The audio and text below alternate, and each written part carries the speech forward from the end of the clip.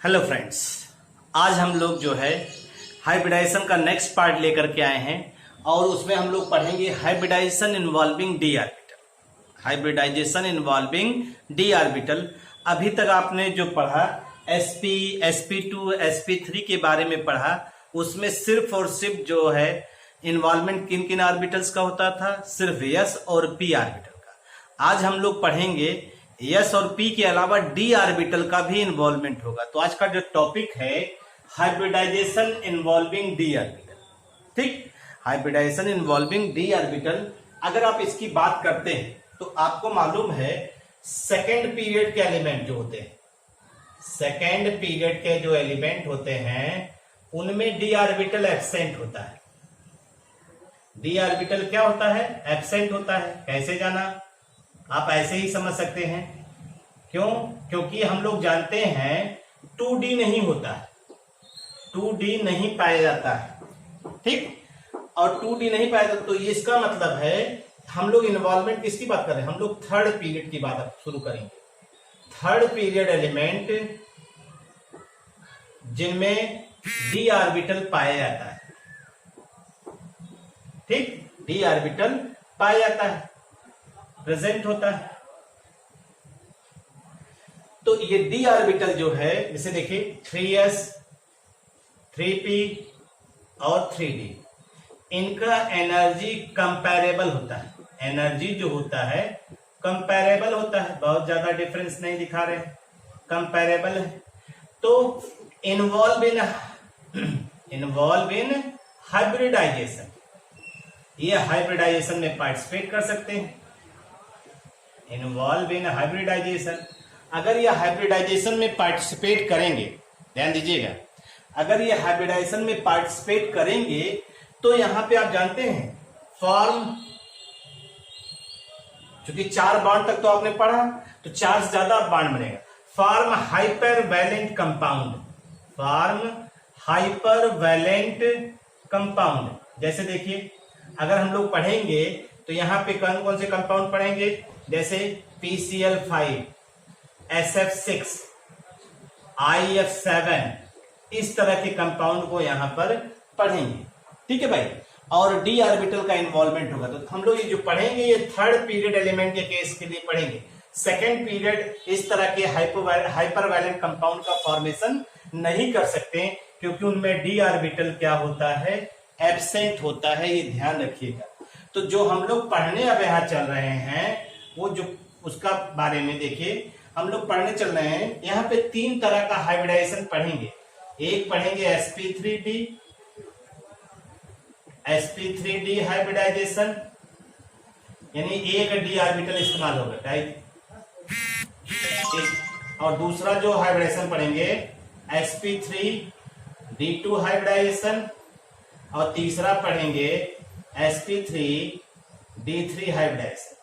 ये 3 तरह का हाइब्रिडाइजेशन हम लोग यहाँ पे पढ़ेंगे, और 3 तरह का हाइब्रिडाइजेशन कैसे कैसे यहाँ पे बनेगा इसको यहाँ पे हम लोग ट्राई करेंगे कि कहाँ कैसे क्या हो रहा है। ठीक है भाई, तो हमने सिर्फ इतना आपको बताया, सेकेंड पीरियड में डी ऑर्बिटल एब्सेंट है, इस वजह से वो हाइपर वैलेंट कंपाउंड का फॉर्मेशन नहीं करेगा। थर्ड पीरियड में डी ऑर्बिटल प्रेजेंट है और 3s 3p 3d की एनर्जी कंपैरेबल है, स्लाइटली कंपैरेबल है, इस वजह से ये डी ऑर्बिटल का इन्वॉल्वमेंट करेगा और हाइपर वैलेंट कंपाउंड का फॉर्मेशन करेगा। जैसे कि आपको हमने दिखाया PCl5 है, SF6 है, IF7 है, इस तरह से कंपाउंड का फॉर्मेशन यहाँ पे ये कर रहा है। और जो डी ऑर्बिटल के इन्वॉल्वमेंट की वजह से जो हाइब्रिडाइजेशन ये शो कर रहा है वो यहाँ पे इनको हम लोग कह सकते हैं, इसको दूसरा नाम आप कह सकते हैं, इसकी ज्योमेट्री का नाम क्या होता है? Trigonal bipyramidal. नाम समझिएगा, नाम अलग अलग आएगा। ट्राइगोनल बाइपिरामिडल हाइब्रिडाइजेशन भी इसे कहते हैं, हाइब्रिडाइजेशन, ट्राइगोनल बाइपिरामिडल हाइब्रिडाइजेशन। नाम से ही पता चल रहा है क्या चीज? यहां पे एक s ऑर्बिटल, 3 p ऑर्बिटल, एक d ऑर्बिटल, और ये बनाएंगे कितना? 5sp3 dehybridized orbital.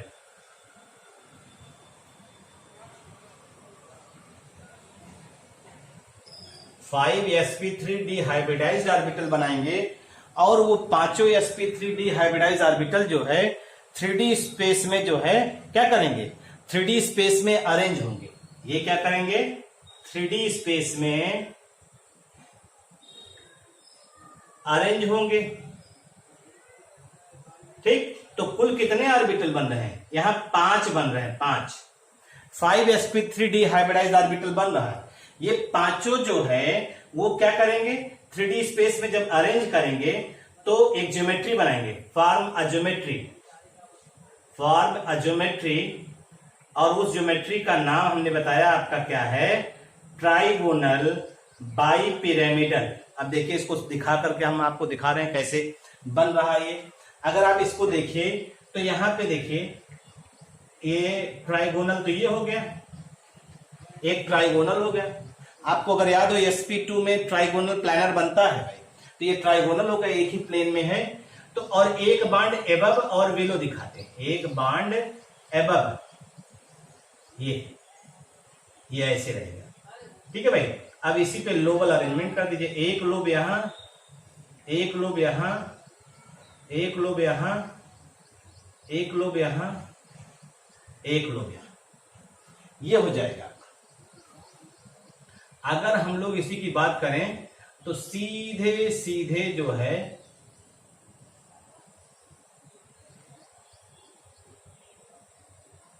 ये आपकी ज्योमेट्री देखिए।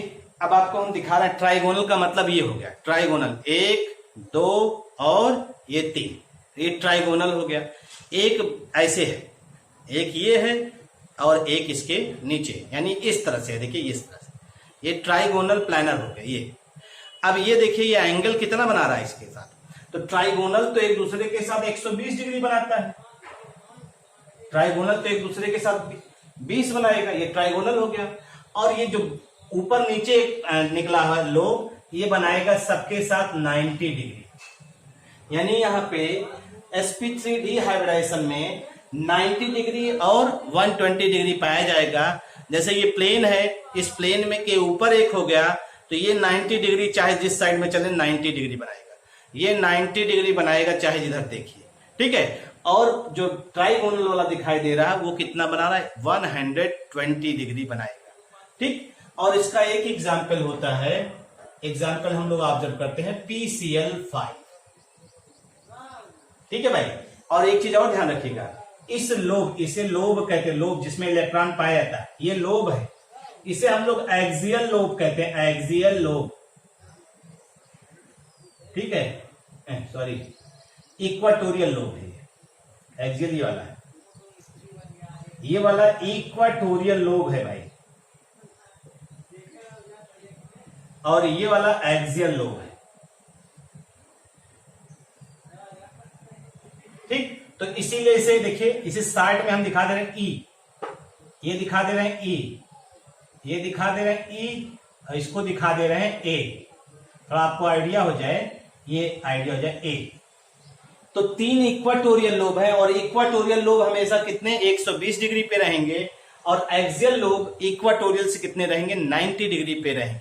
और एक्सियल लोब जानते हैं एक्सियल बॉन्ड बनाते हैं, अभी सब पढ़ा जाएगा मॉलिक्यूल में, ये एक्सियल बॉन्ड का फॉर्मेशन करता है। और इक्वाटोरियल लोब जो होता है इक्वाटोरियल बॉन्ड का फॉर्मेशन करता है। जैसे ये प्लेन है ना, ये आपका प्लेन है, ठीक, तो अलोंग द एक्सिस ये क्या है एक्सियल, और थोड़ा सा बेंड कर दे तो ये क्या हो जाएगा इक्वाटोरियल। जो प्लेन है, प्लेन के अलाउंग दिखाई दे रहा है तो एक्सियल हो गया, ये प्लेन मान लीजिए हो गया, ये आपका क्या है प्लेन है, तो प्लेन के अलाउंग दिखाई दे रहा है एक्सियल, थोड़ा बेंड करते हुए दिखाई दे रहा है तो ये इक्वाटोरियल है। इस चीज को हम लोग ऑब्जर्व कर रहे हैं। तो अगर इसका एग्जाम्पल देखें PCl5, आप देखिए फास्फोरस है, मालूम है ना आपको, ये क्या है फास्फोरस। फास्फोरस का एटॉमिक नंबर कितना होता है 15। फास्फोरस का एटॉमिक नंबर होता है 15। देखिएगा ध्यान से, अगर 15 है तो ग्राउंड स्टेट इसका इलेक्ट्रॉनिक कॉन्फ़िगरेशन करिए, तो 1s2 2s2 2p6 3s2 3p3, ये हो गया, p3 हो गया। और इसके बाद 3d आता है, 3d में कोई इलेक्ट्रॉन नहीं है, आप देख रहे हैं यहाँ पे d में कोई भी इलेक्ट्रॉन नहीं है, तो इसका 3d क्या होगा, 0 होगा। अब देखिए, हमेशा वैलेंस सेल हाइब्रिडाइजेशन में भाग लेता है, ये ध्यान रखिएगा। वैलेंस सेल, तो वैलेंस सेल में क्या है, यस वाला हम बताए थे, जब भी यस बनाएंगे क्या बनाएंगे, गोले में। पी वाले को हम लोग हमेशा नॉर्मल साइज ऐसे ही दिखाएंगे, डी वाले को भी हम लोग नॉर्मल इसी तरह से दिखाएंगे, 1 2 3 4। अब हमें ये मालूम होगा पी में 3 इलेक्ट्रॉन है, ठीक, और ये आपका 3s हो गया, ये 3p3 हो गया, और ये 3d 0। अब जो है क्लोरीन क्या कहता है, इससे ध्यान दीजिएगा।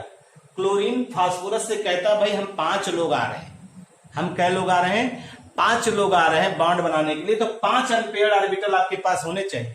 तो आप देखिए फास्फोरस जो है ग्राउंड स्टेट में कै दिखाई दे रहा है, 1 2 3, 3 ही दिखाई दे रहा है। तो फास्फोरस में यहां प्रमोशन होगा, और प्रमोशन जो होगा वो इलेक्ट्रॉन यस का चला जाएगा कहां पे, डी में।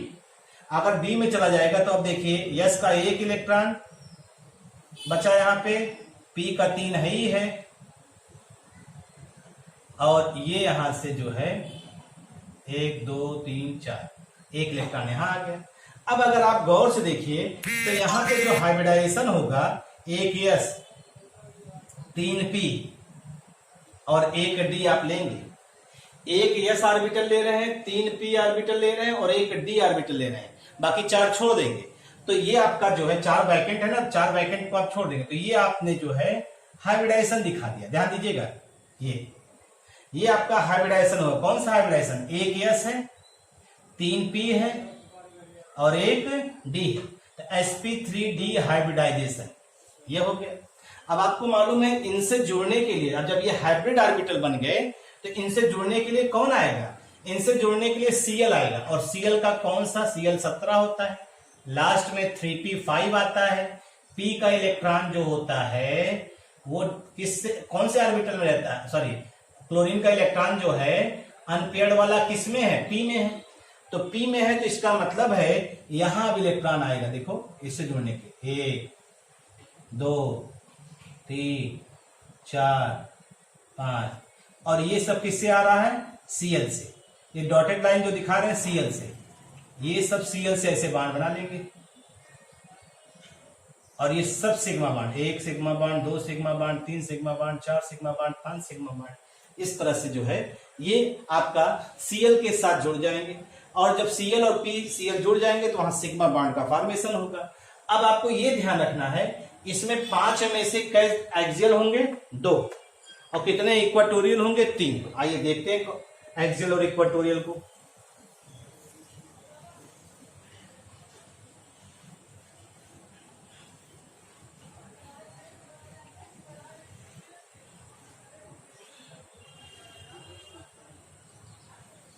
अगर हम इसी चीज को ऑब्जर्व करें तो यहां देखिए फास्फोरस को हम लोग ले रहे हैं, फास्फोरस को ले रहे हैं, फास्फोरस का ही तो ऑर्बिटल है ये। अब फास्फोरस का बनाने का प्रयास करें, 1 2 3 4 और ये 5, ऐसे ही दिखाएंगे। फास्फोरस का यहां पे कुल ऑर्बिटल इतने दिखाई दे, ठीक। अगर हम लोग इसी को ध्यान दें, 1 2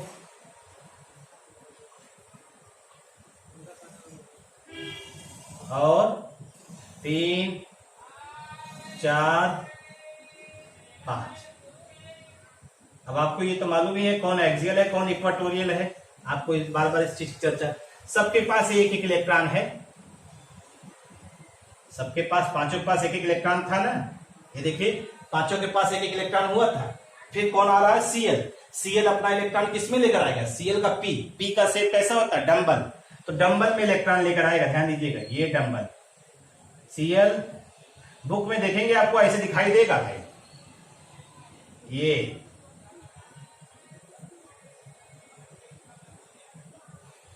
ऐसे बनाएंगे आपको इस तरह से बुक में दिखाई देगा। अगर आपको समझ ना आ रहा हो तो एक बार बुक भी देख लीजिएगा। ये हो गया।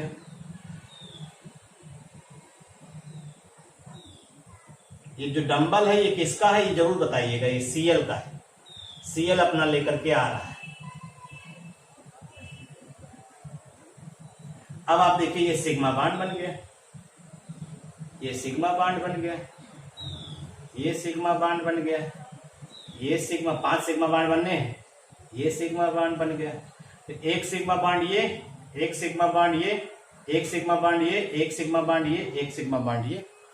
आपको मालूम है ये इक्वाटोरियल है, ये इक्वाटोरियल है, ये इक्वाटोरियल है, ये एक्सियल है, ये एक्सियल है।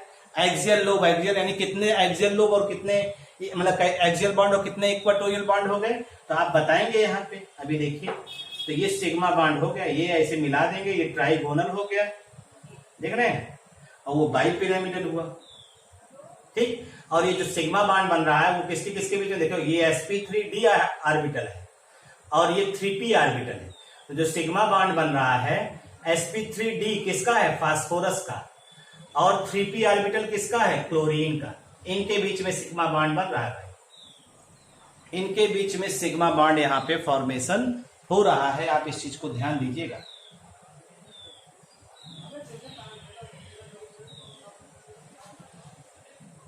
अगर इसी को लेकर हम लोग चले तो हम लोग यहाँ पे कह सकते हैं, इधर हटा दे रहे हैं हम,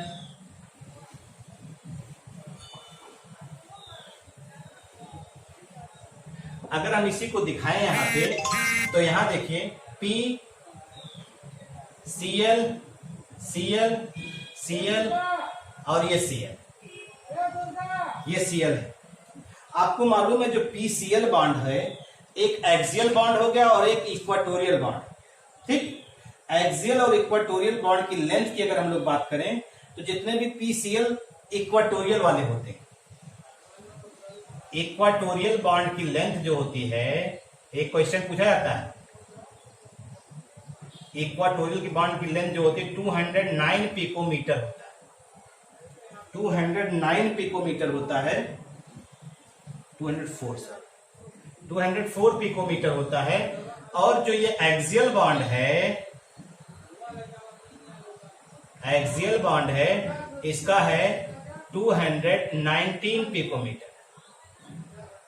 और ये देखिए ये कैसे बन जा रहा है, ट्राइगोनल,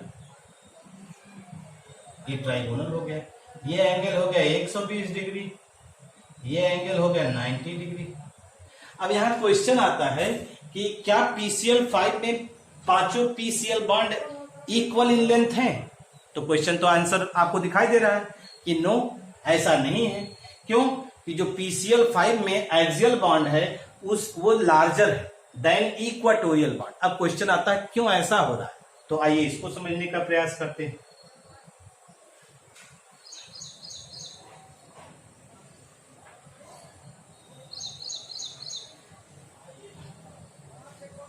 अगर हम लोग यहाँ पे बात करें, इसको देखिए तो हम यहाँ बताने चल रहे हैं कि जो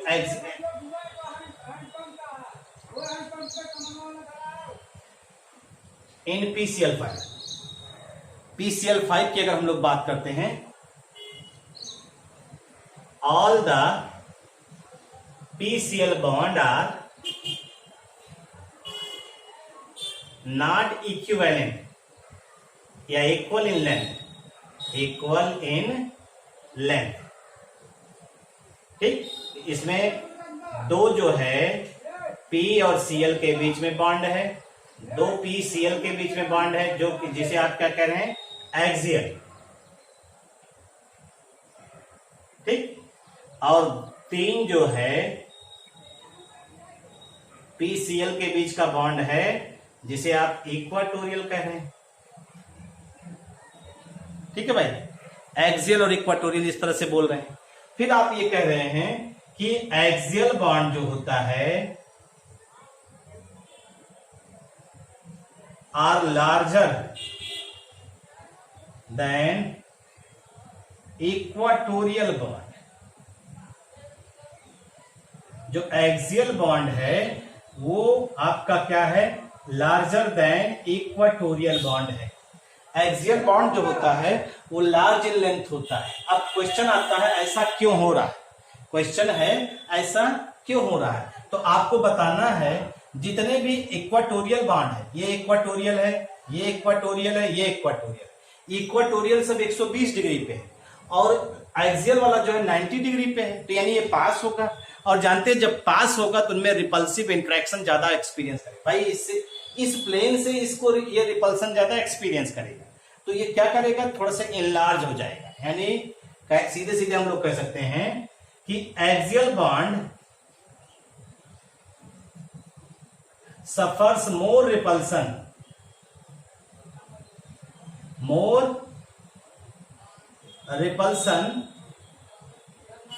then equatorial bond. That's why axial bond are larger than equatorial bond. ये ध्यान रखिएगा, बहुत सिंपल बात है, समझ लीजिए। हमने सिर्फ आपसे यही कहा एक्सियल बॉन्ड 90 डिग्री से 90 डिग्री पे है तो ये रिपल्सन ज्यादा एक्सपीरियंस शो करेगा, यानी ये सफर करेगा रिपल्सन मोर, और रिपल्सन मोर करेगा तो ये इलांगेटेड हो जाएगा, इलांगेटेड, और इस वजह से बॉन्ड लेंथ सीधे सीधे यही चीज है।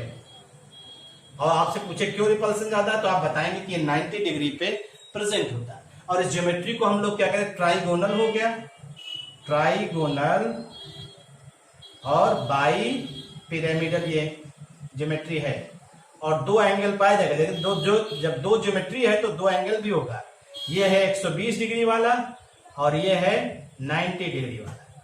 इस तरह से ट्राइगोनल बाई पिरामिडल ज्योमेट्री है, और PCl5 इसका कॉमन एग्जांपल है। इसे हम लोग कहते हैं ऑक्टाहेड्रल हाइब्रिडाइजेशन, ऑक्टाहेड्रल हाइब्रिडाइजेशन।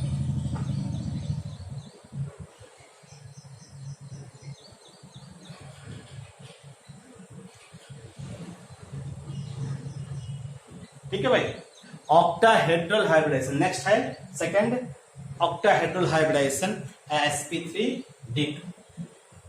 नाम से ही पता चल रहा है, 1s 3p 2d मिलकर के कितने ऑर्बिटल, 1 और 2 3 3 3 6 sp3d2 हाइब्रिडाइज्ड ऑर्बिटल बनाएंगे, हाइब्रिडाइज्ड ऑर्बिटल बनाएंगे। और ये क्या होंगे, ये 3D स्पेस में अरेंज होंगे भाई। कहां अरेंज होंगे, अरेंज इन 3D स्पेस। अगर ये 3D स्पेस में अरेंज होंगे तो एक ज्योमेट्री फॉर्म करेंगे। ज्योमेट्री जो होगी वो कैसी होगी, octahedral, octahedral with bond angle 90 degree. Octahedral geometry का फॉर्मेशन करेंगे विथ बॉन्ड एंगल 90 डिग्री। अगर आप इसी को ऑब्जर्व करेंगे तो यहां पे इस तरह से दिखाई देगा, देखिए ये हो गया, ये हो गया, ये 3D स्ट्रक्चर है। आप देखेंगे तो आपको एक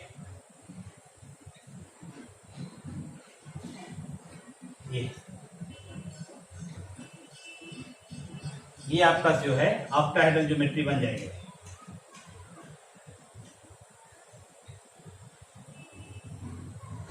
अभी बना के दिखाएंगे आपको, लेकिन ये ऑक्टाहेड्रल ज्योमेट्री हो जाएगी। और इनका एंगल जो होगा, सब एंगल 90 डिग्री होंगे भाई, सारे एंगल जो होंगे वो कितना होंगे, 90 डिग्री होंगे, ये ध्यान रखिएगा। ठीक है भाई, हम लोग इस तरह से इसको ऑब्जर्व कर सकते हैं। और इसका एग्जाम्पल जो हम लोग पढ़ते हैं वो एग्जाम्पल है SF6। इसका एग्जाम्पल है SF6। SF6 की अगर हम लोग बात करते हैं तो सल्फर का एटॉमिक नंबर कितना होता है, 16। ग्राउंड स्टेट अगर आप इसको दिखाएंगे तो वैलेंस शेल में लास्ट में आएगा 3s2, और 3p 4 और 3d 0। हमें S से मतलब है बैलेंस सेल से। बैलेंस सेल में ये हो गया। अब आप देखिए इसके बैलेंस सेल में P वाले में ये हो गया और D वाला तो खाली ही रहता है भाई। हमने कहा था ना थर्ड पीरियड के एलिमेंट में वैकेंट d ऑर्बिटल होता है। ये हो गया। तो सल्फर 16 हो गया ग्राउंड स्टेट का। अगर आप इसकी बात करते हैं तो यहां पे देखिए हमें बनाना कितना है 6 बाड, 6 सिग्मा बाड बनाने हैं और हमारे पास है कितने अनपेयर 2, यानी 2 कोवैलेंट बाड बना सकता है लेकिन 2 से ज्यादा नहीं।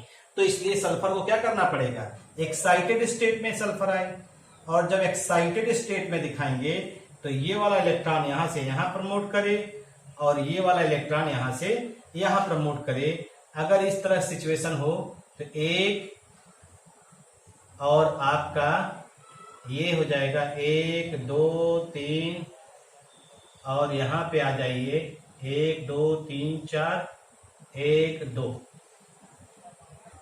हो गया। अब देखिए 4 कितने एम्पियर हो गया 1 2 3 4 5 6 एम्पियर हो गया। इस समय आप कह सकते हैं कोवैलेंट बॉन्ड कितना बनाएगा 2। जब ये प्रमोशन हुआ कितना हो जाएगा 4, ये प्रमोशन हुआ 6। नीचे दिखाई दे रहा है 2 अनपेयर, ये अलग गया तो 1 2 3 4 हो गया, 4 हो गया, ये वाला अनपेयर हो गया तो 6 हो गया। यानी सीधे सीधे हम लोग बता सकते हैं नंबर ऑफ अनपेयर इलेक्ट्रॉन 2 तो covalency 2, number of unpaired electron 4 हो जाएगा। जब ये जाएगा तो covalency 4, number of unpaired electron जो है यहाँ ये एस वाला चला जाए तो कितना हो जाएगा 1 2 3 4 5 6। हमें 6 बनाना है। तो हम जो एक्साइटेशन करते हैं प्रमोशन करते हैं यहाँ पे कितने एटम आ रहे हैं उसके हिसाब से, ठीक है। अभी जैसे SF4 करना होता है, SF4 करना होता तो हम लोग क्या करते हैं इसी पे रुक जाते, ये प्रमोशन ना कराते, ये प्रमोशन हम लोग ना कराते, इसी पे रुक जाते। तो यहाँ पे ये जो है आपका आ जाता है, ये अभी इसको पढ़ा जाएगा, वेस्पर थ्योरी आगे आ रही है उसमें पढ़ा जाएगा। तो अब देखिए तो यहाँ पे sp3d2 तो कौन सा हाइब्रिडाइजेशन हो गया sp3d2 हाइब्रिडाइजेशन हो गया, ठीक। sp3d2 हाइब्रिडाइजेशन हो गया। और आप जानते हैं इससे जुड़ेगा कौन, फ्लोरीन। फिर से वही देखिए फ्लोरीन का 9 होता है, लास्ट में 2p आएगा, 2p5 जो अनपेयर्ड इलेक्ट्रॉन p में।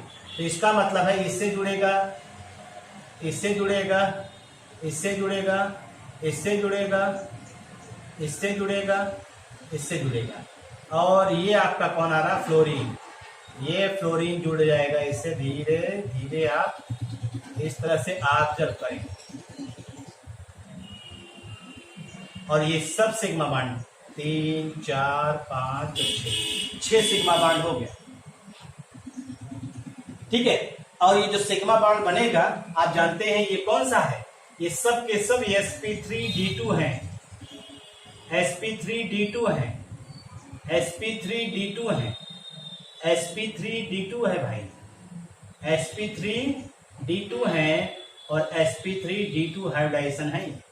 ये ध्यान रखिएगा, सारे के सारे जो ऑर्बिटल है हाइब्रिडाइजेशन के बाद sp3d2।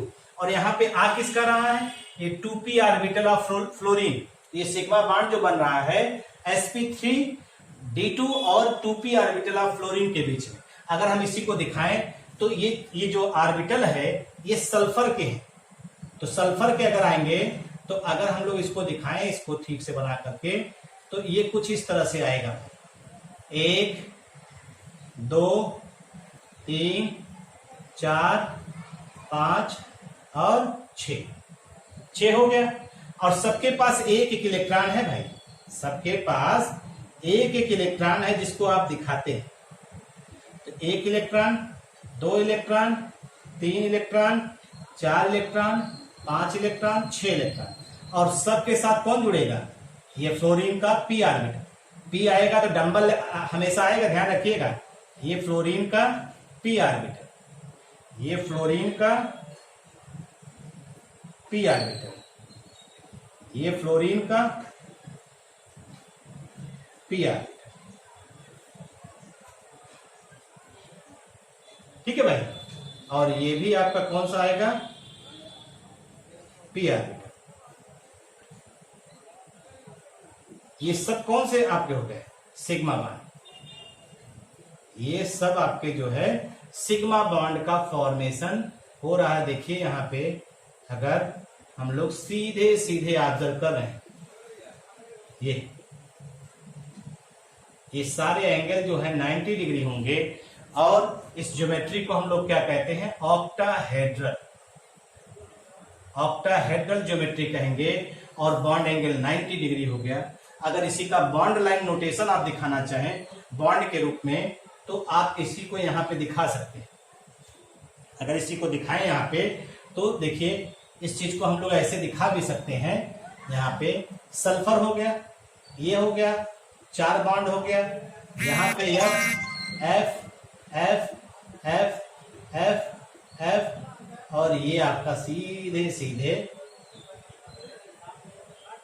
ये 90 डिग्री, ये आपका 90 डिग्री सीधा सीधा जो है यहाँ पर आप ऑब्जर्व कर ले रहे भाई।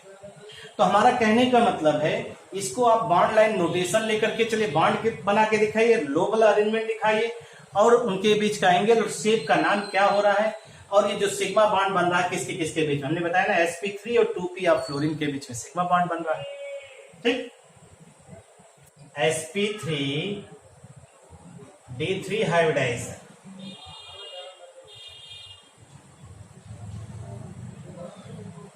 अब इसके ज्योमेट्री का नाम जानिए।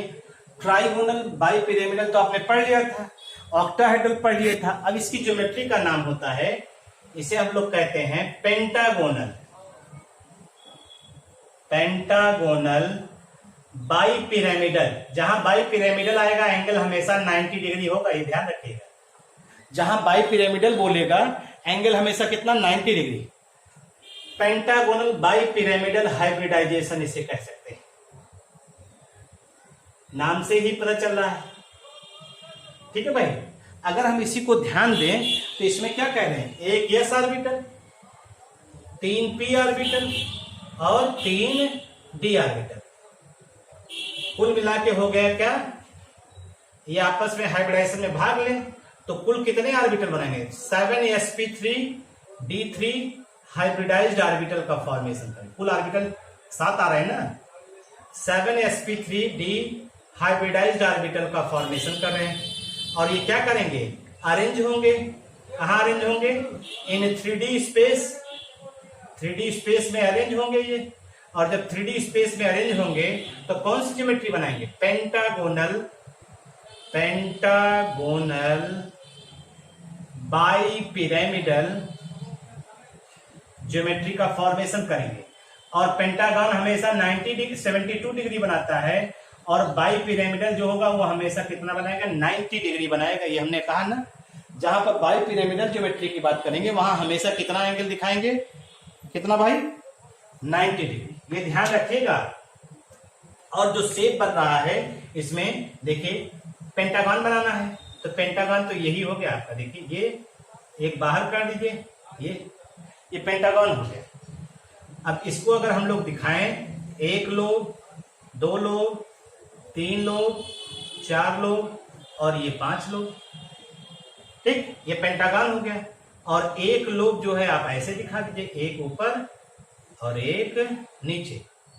अगर आप इसको देखिए तो पेंटागन आपको दिखाई देना चाहिए, ये इस तरह से। तो पेंटागन के बीच का एंगल जो होगा 72 डिग्री और ये आपका बाइपिरामिडल हो गया। यानी ये पेंटागन अगर हो गया तो ये पेंटागन हो गया, तो इसके ऊपर नीचे का एंगल कितना होगा आपका, 90 डिग्री होगा। ये ध्यान रखिए, 90 डिग्री होगा।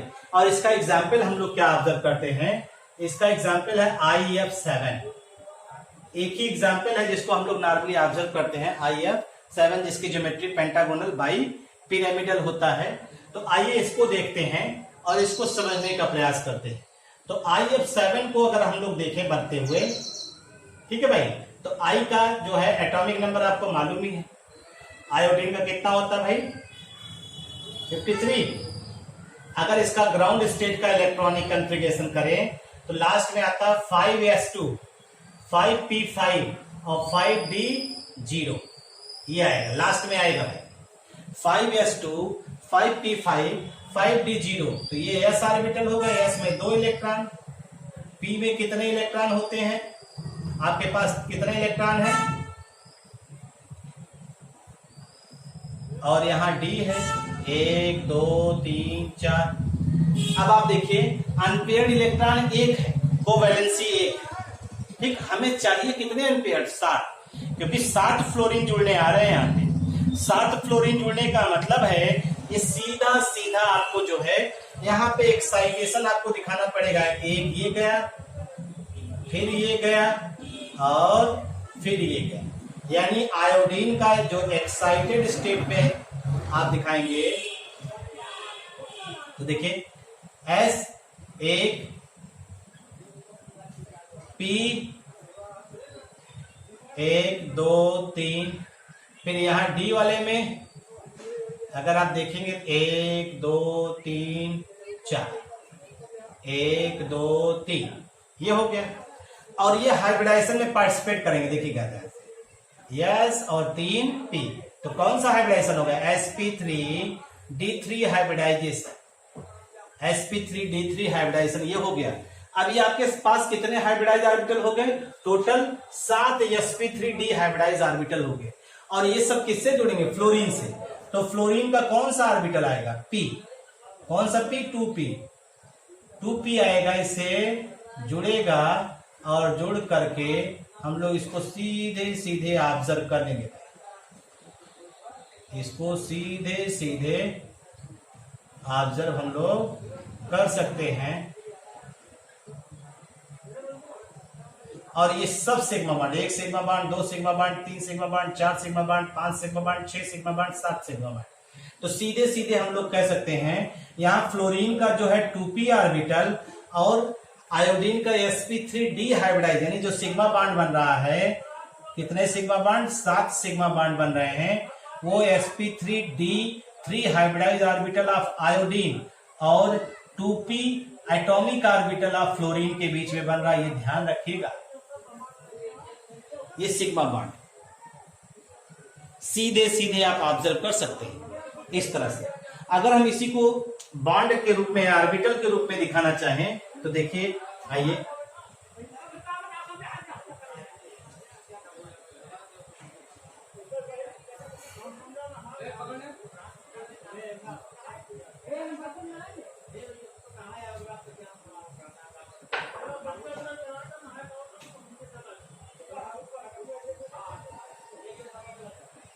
अगर हम इसी को ऑर्बिटल के रूप में दिखाएं, ऑर्बिटल के रूप में डायग्राम बना करके दिखाएं तो कैसा आएगा, देखिए आयोडीन के पास कैसा बनना चाहिए, 7 ना, ये पहले आप इस तरह से बना लेंगे तो आपको ये आइडिया हो जाता है। ये इस तरह से बॉन्ड खींचने से एक फायदा हो जाता है, हमें ऑर्बिटल कहां कहां एडजस्ट करना थोड़ा आइडिया हो जाता है। 1 2 3 4 5 6 7, अगर आप इसी को ध्यान से देखिए तो आप इन चीजों को ऑब्जर्व कर सकते हैं, ठीक है भाई, ये सीधे सीधे आप ऑब्जर्व कर सकते हैं यहाँ पे। और हम लोग एक एक इलेक्ट्रॉन सबके पास दिखाएंगे,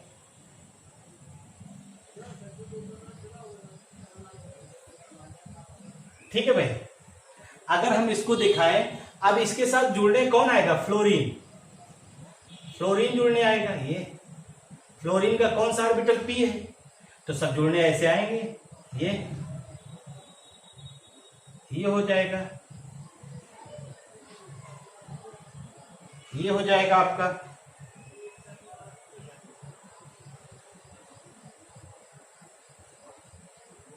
ये हो गया आपका, ये इस तरह से हो जाएगा,